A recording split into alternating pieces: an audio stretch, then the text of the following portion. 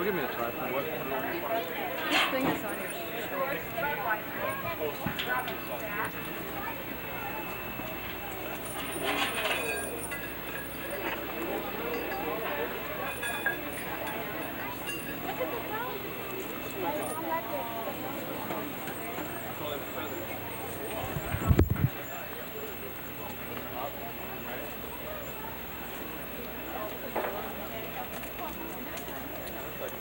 To put the. Do you want me to hook this up? Yeah. Okay, I'll do a little thing.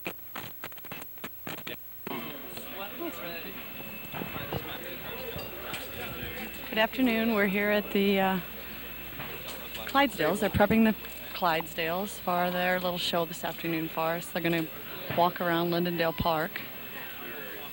They've got the hair all braided and they look like they're about ready to go here.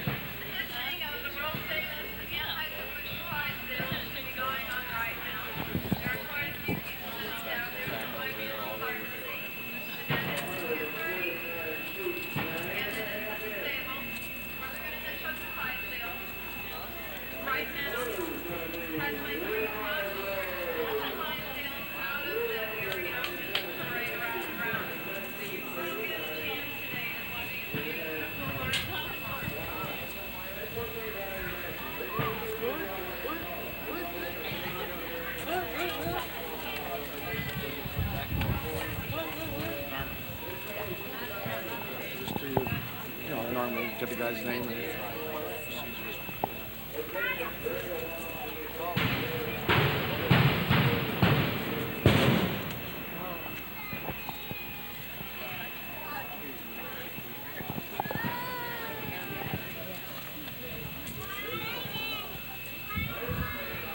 excuse me, sir.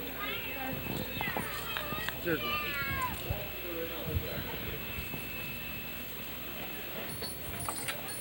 Are we going to be right in their way? Yeah, it's on.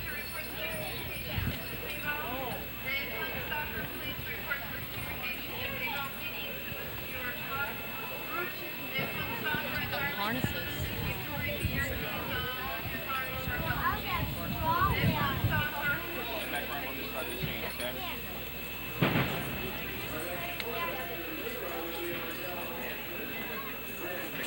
Excuse me, people, we're going to have you clear back here. Let's go. They're getting ready to bring the horses out? Okay, Jim, move. So they're ready to bring them out this way? They'll bring them out whichever way we want to get them. They're coming out. They're going to bring the one out just a little bit. One, you guys can have to back up, okay? Excuse me. Okay, you're going to undo it and I'm going to grab the tripod. Yeah.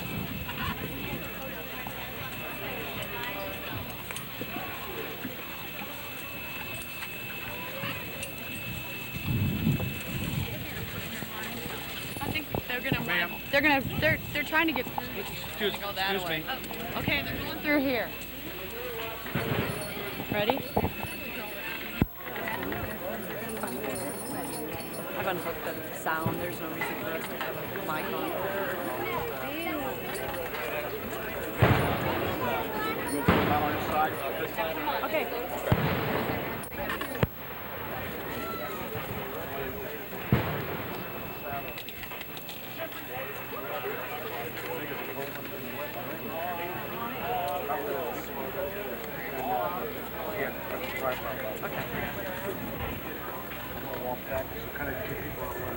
Mom, I guess that one has got the thing on it. Those are all the horses that get that.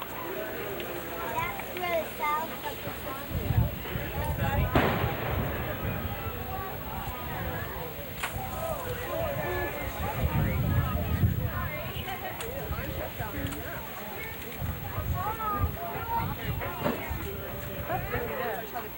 Got a little bow on her piney.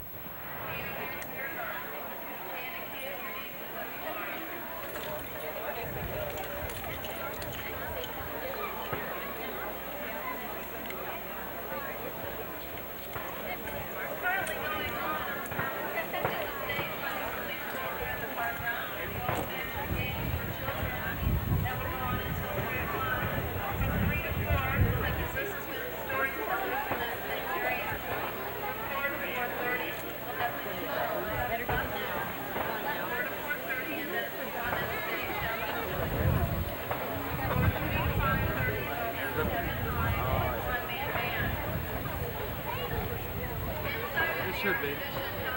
Bring the card up, Norma.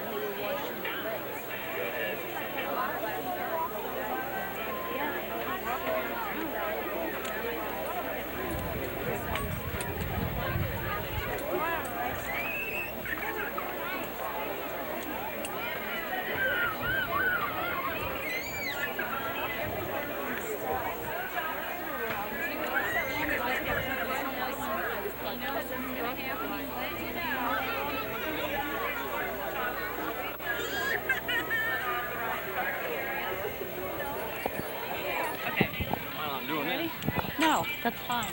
Maybe you could give us a little information about the Clydesdales and what all goes about and why sometimes you don't put them in parades and why you do and why what decides on the hitching. And the reason yesterday was because of the rain. We were all hitched up and it started to rain, and I asked about the weather report and they thought it was going to continue, so we can't go in the rain. Is that because the road is slick, or is it because they just have a tendency to get sick? Or no, it wouldn't bother the health of the horses so much as they could slip and fall on the pavement. Yeah, the lines get real wet and then you can't hold them. And you don't know what the weather's going to do. It could turn into a real bad storm, and it's going to take us a while to get unhitched, and something could happen. And there's so many factors in it that, and the harness is worth $48,000, and you kind of hate to get that wet. And also, too, how long have they been hitching the horses? Since 1933. Since 1933, and then they've been taking them to the fairs and so forth? Yeah, we do a lot of fairs, parades, and things. About 200 a year. 200 a year?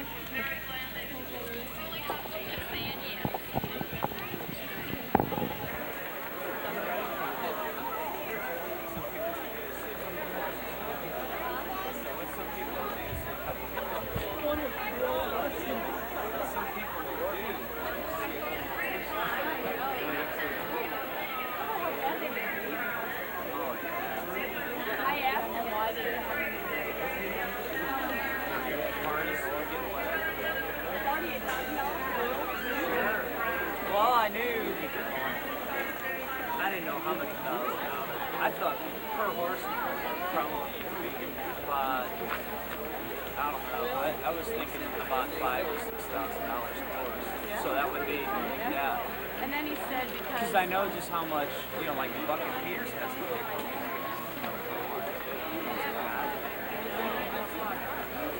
And then they had, because they could slip and fall.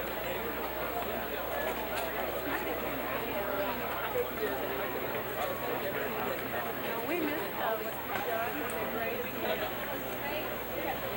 Kim says, oh, we got plenty of time to get in there done. Now, he said we can watch them walk back.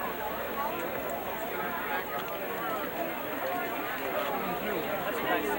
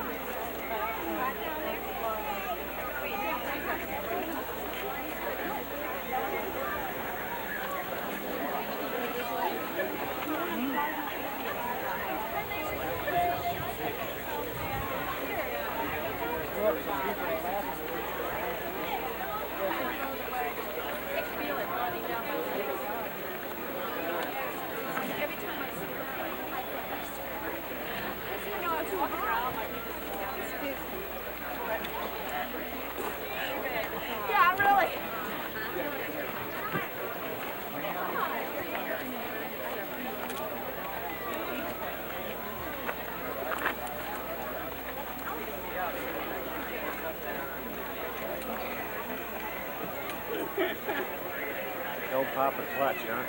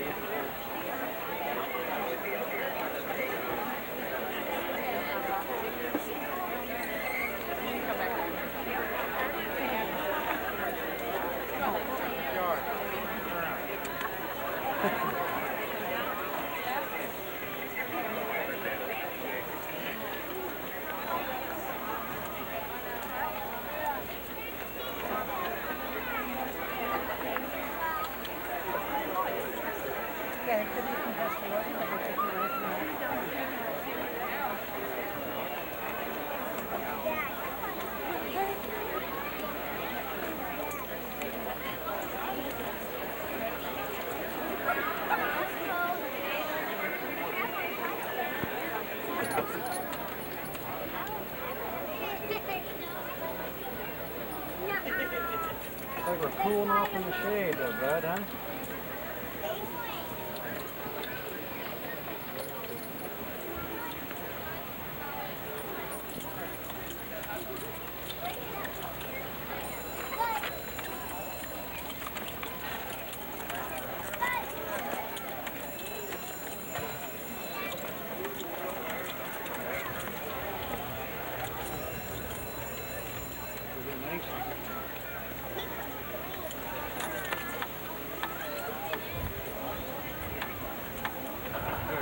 Using the cup.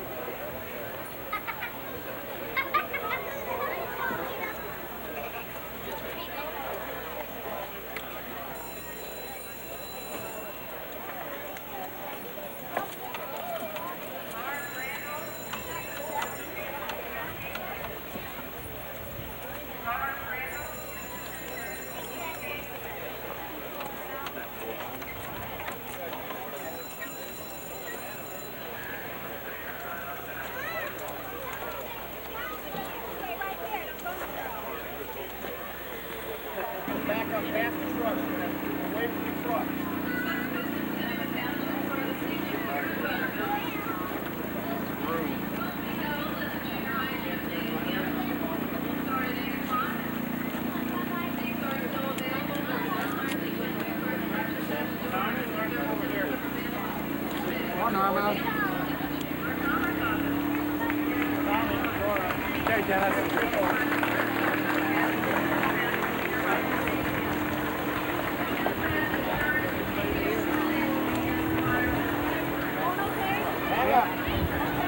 Yeah.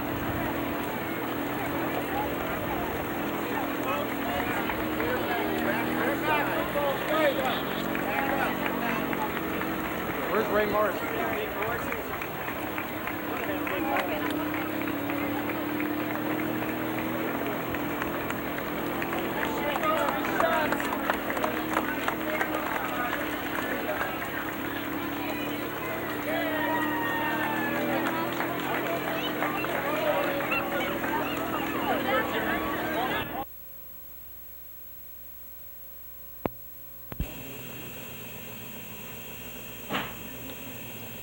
In 1860, Eberhard Anheuser acquired a small, debt-ridden brewery in South St. Louis, which had begun operation 8 years before.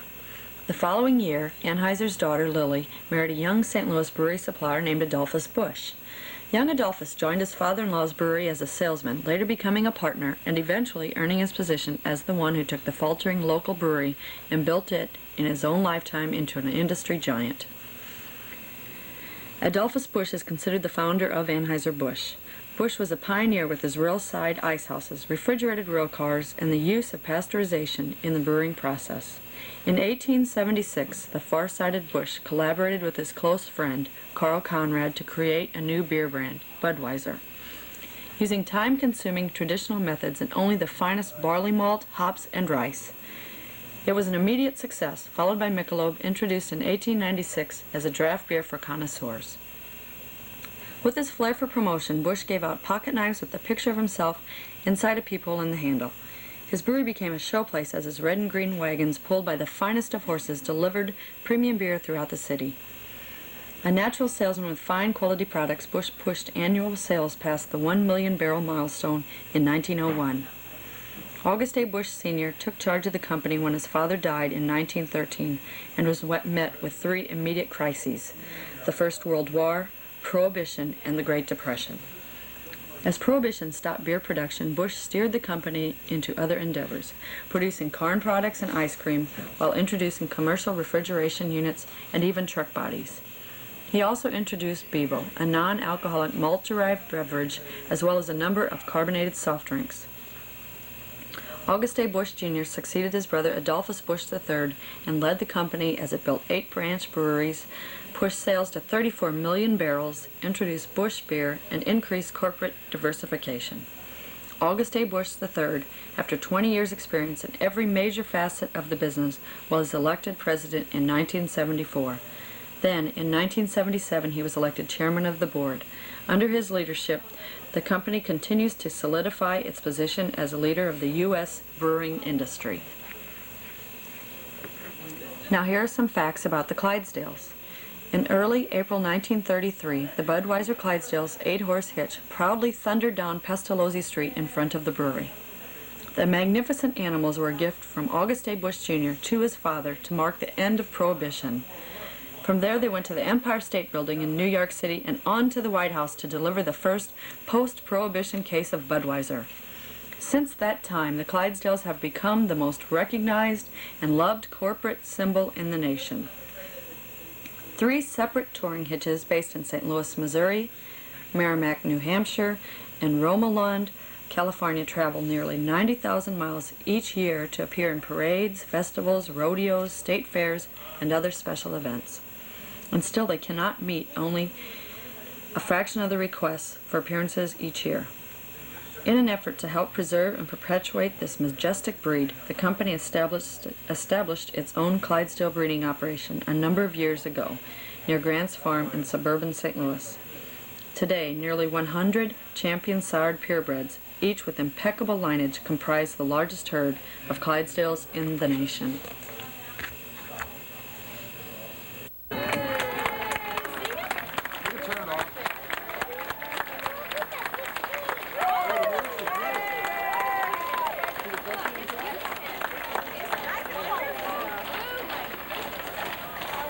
Get going, Norma. Noise.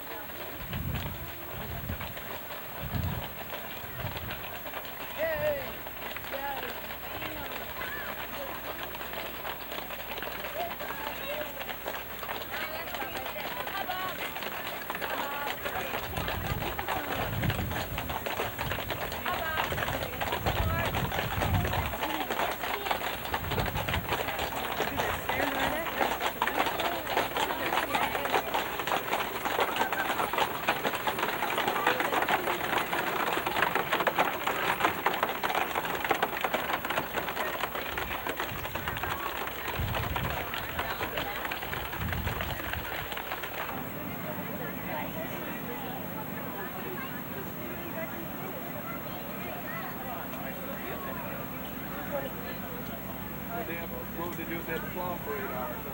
Right?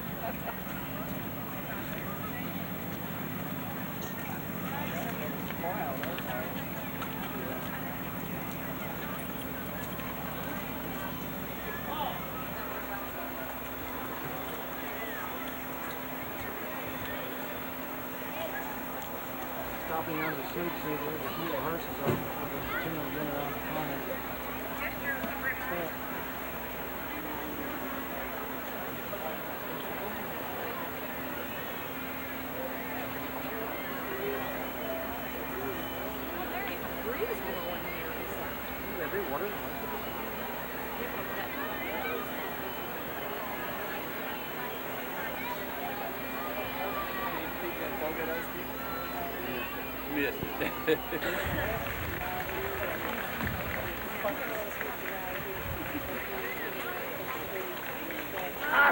Norma, don't let anybody in front of me. Hello. Gotcha.